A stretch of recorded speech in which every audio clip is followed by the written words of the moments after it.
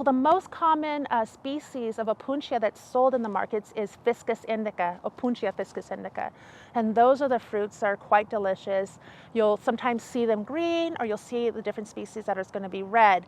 I like the red species. Usually they have the glochids that have been removed. So this is another thing, is you got to be very cautious when you're handling the fruits, because some stores do not sell the fruits that have the, what we call in Spanish, the spinas, the glochids removed off of it.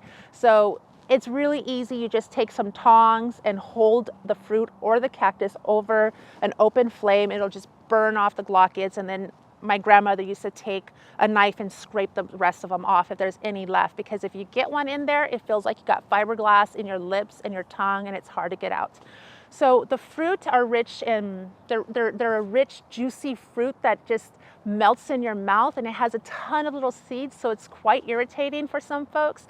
I like it best in making in form of a tea, or just juicing it and straining the seeds and composting the seeds. There's been research that shows that the skins are high in quercetin, so I haven't seen too many studies in seeing if folks are using the skins of the Punctia fruit to see if it helps inhibit histamine release for allergies, but that's one way that folks do use quercetin for. So it's something that I've been personally practicing and researching on, and doing my own experimentation with it. So rosemary is the first plant that I want to talk about, and it's just so lovely. I actually have some right here, and you probably are already, none of these plants are like plants you've never heard of before. At least I don't think they will be.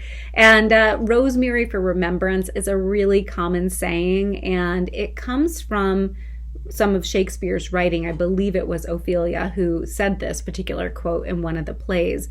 But this isn't a concept that Shakespeare came up with. It's a very long-standing, centuries and centuries old concept that rosemary supports memory and helps us remember folks, including remember the dead, but also remember people that we loved. And this is throughout the Mediterranean and the Middle East, where rosemary grows traditionally, and we have a lot of traditional writings. It reportedly, I wasn't back there, but what I hear and read is that in ancient times, when you had scholars and students studying, they would braid it into their hair and smell it as they were taking their exams to boost their brain power. Motherwort, Leonoris cardiaca, is just a wonderful plant for the garden. It just does really well in areas you don't have to water it too much, and it's just a wonderful medicinal plant too. It is one I use a lot as a, I guess we could start off the first thing we notice when we have a plant is first thing we should do is kind of taste it. Once we have it identified, it's good to taste the plant. So I'm going to grab a little leaf here. Oh yeah, that's bitter. That's real bitter.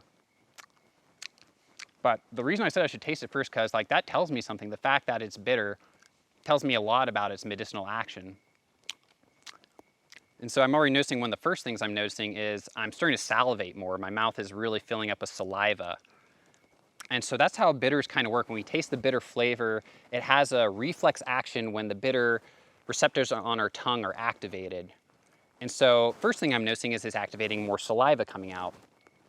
But from what we've learned is that it has a cascading effect down the GI tract. In our saliva, we have enzymes that help us to digest carbohydrates.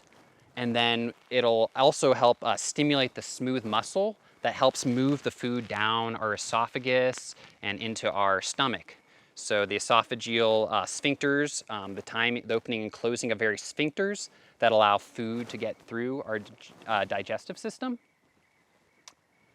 as well as increasing this production of hydrochloric acid and bicarbonate, and then getting it into the small intestine. It just gets that whole digestive system moving more smoothly, essentially. And it even helps to slow down digestion a little bit, so we get a more complete, full digestion.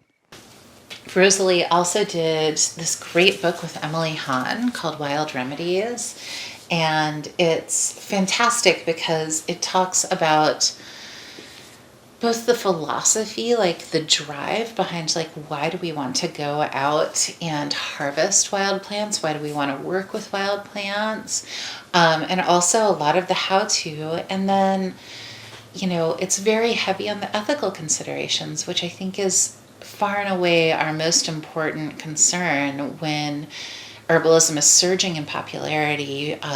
You know, foraging for food is surging in popularity, and we're talking about like going and harvesting things that aren't planted, aren't cultivated, and how do we do that without negatively impacting our local ecosystems? And so they talk a lot about that, and they lean really heavily on things that are super easy to grow, or that pop up in your garden without you asking for it. Things like mallow, or if you're living in a slightly sunnier and drier climate like prickly pear, you can grow that in Portland, but it's not going to just pop up in your yard.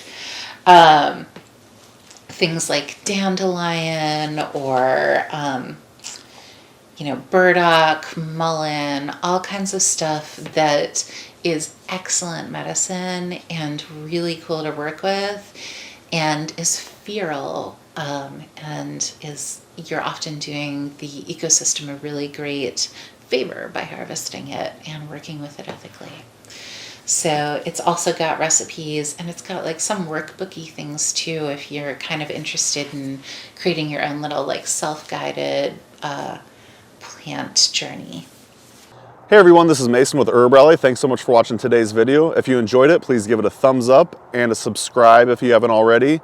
So each month we're going to be releasing a video just like this one, where we show you about 1 to 2 minute clips of the classes from our membership site called HerbRally Schoolhouse. For more information on that, go to herbrally.com/schoolhouse.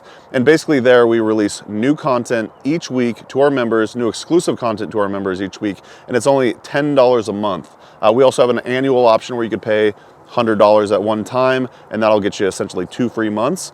You could cancel at any time.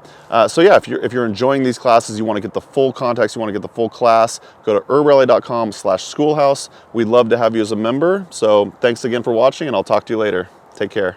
If you want more great herbal content, you could watch this video right here, or even this one right here. Good.